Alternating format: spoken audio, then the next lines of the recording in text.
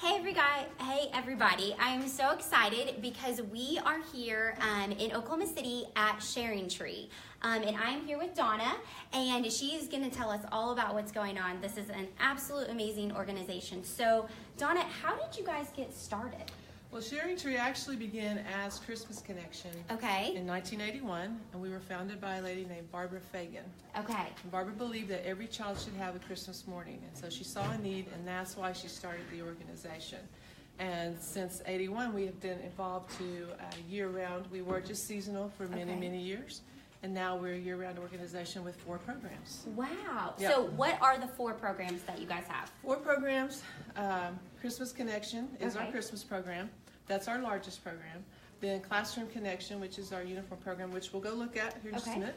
And then we have a program called Crisis Connection for families affected by fire and tornado. And then Community Connection, which is a program that runs from January to September.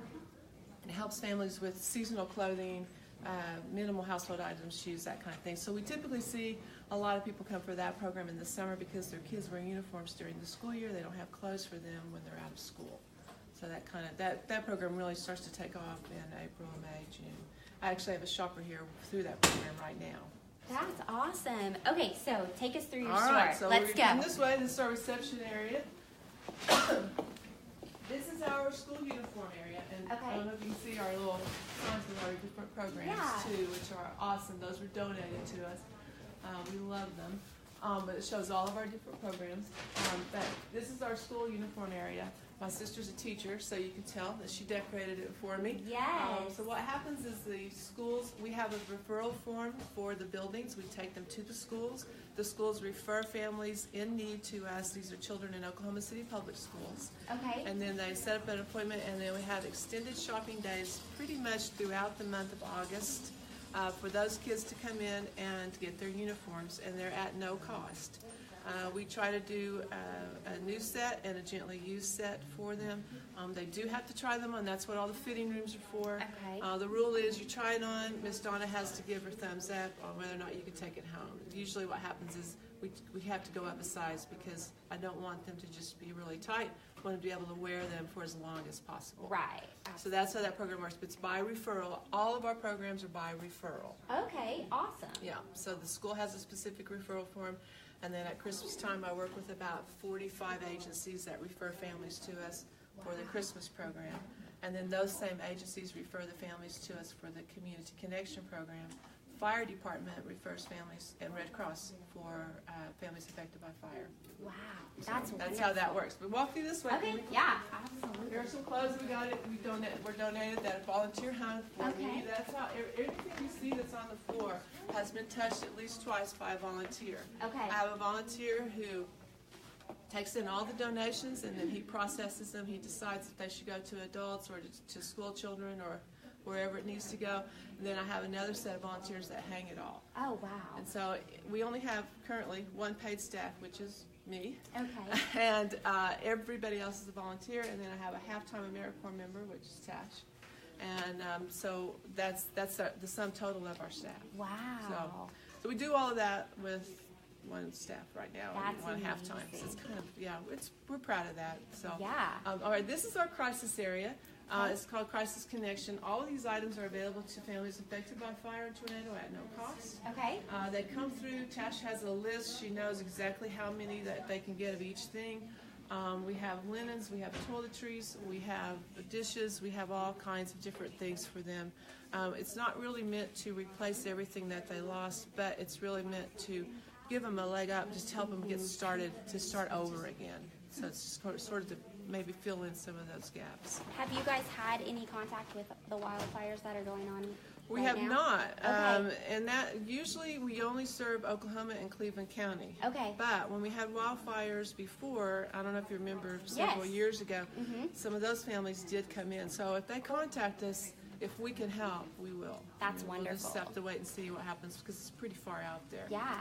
But we will just have, Yeah. It's devastating. So of course, if we can, we will help. Absolutely. So these are our women's clothes here. Okay. Women and girls. You'll notice how big it is. Yes, it's huge. We have a lot of clothes for women and girls because we just want new clothes. And Yeah, so absolutely. when you come by and you see the boys' department, you'll see what I mean, because Okay. boys just wear out their clothes. Yeah, So, really quickly. and then, so I have an entire crew that takes care of this area for me of volunteers. This area is pretty much me and a couple of volunteers. It's never as neat as I'd like it to be. These are the girls' clothes, and then these are the infant toddlers over here, and that's our shopper. We have a guide that tells the volunteers how many pieces they can get from each area, Okay. and that's how they know. I mean, when our families come in, we don't just say, here you go. We Right. say you can get 5 blouses, 4 pair of pants. That's how that works. Okay. And it works the same way at Christmas time. Awesome. Awesome. These are our gently used toys. Okay. Currently, that's how it's set up. Okay. The only time that it's new toys is at Christmas. Okay.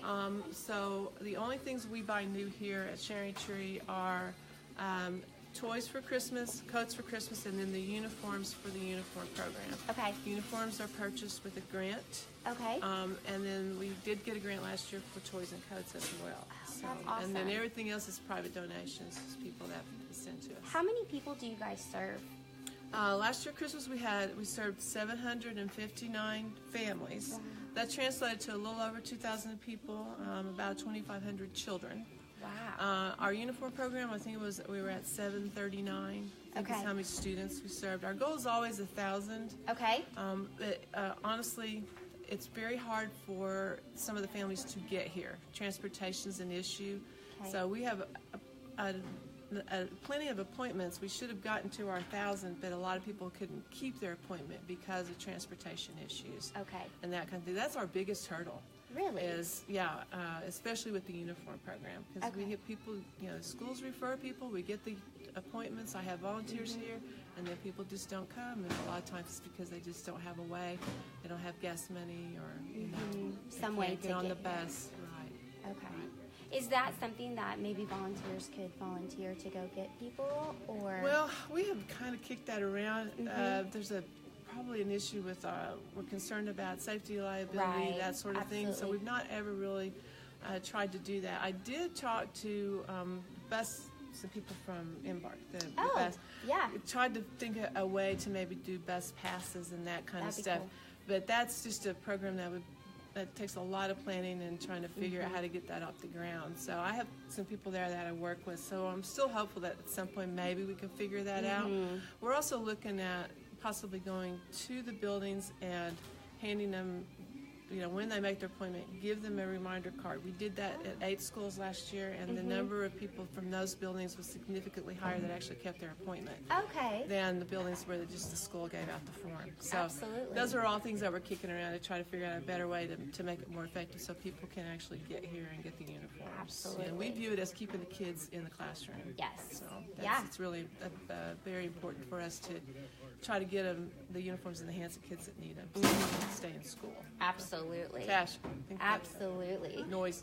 It's good. It's good. They know we're working. Sorry. Right.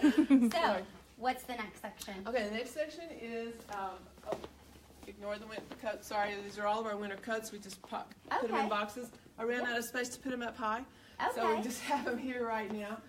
So we'll use those next year for our Christmas program. Okay. This is the boys, and so see how empty it is? Little boys and men's clothes. It's just not the same as the women, because, like I said, we never get as many donations of boys and men's clothes because little boys just wear them out. Yes. And so that's just the way it is, and men also, So very often, men will also wear their clothes until they can't wear them anymore. I mean, they're just Right. worn out. Like Yes. my husband's that way. He'll Yeah. wear a T-shirt for 100 So is years. mine. So, yes. yeah. They're like, it has only one hole. It's okay. Yeah, exactly. Yeah. So Yes. it's just not quite the same donation-wise. Okay. So we have to be a little more careful about how many pieces we give in this area. Okay. And honestly, whenever I get winter clothes in for boys throughout the year, we just box them up and save them. We strictly just give those out at Christmas. I don't give them out January, Yes. February, March even. I just Okay. give them Just out at save Christmas. them. Mm-hmm. So that's a big need. So if people have boys or Yes. men clothes, that's Yes. a really good opportunity to send them here because that's a huge need. Yes, and honestly, shoes. Shoes. We survey our Christmas families every year, and consistently they rank. we ask them to rank the order of importance of all the things that they're going to get when they come. They always rank shoes, socks, and clothes, 1, 2, and 3. Just the order varies. Toys are always 4 or 5. Coats are even lower than clothes, socks, and shoes. Okay. Yeah, especially children's shoes. Okay. So that's just, and that's why we do the survey, so we can see what it is that we need to try to provide. And so based on the survey results last year, we set up a sock shop. We had enough donations of socks. It was wonderful. People really responded to it. We were able to get socks for their whole family. Oh, wonderful. That's the #1 requested item in homeless shelters, so it makes sense that families in need would also, that would be something that they would request as well. That's wonderful. Yes, so if you'll come around, here are our shoes currently. Okay.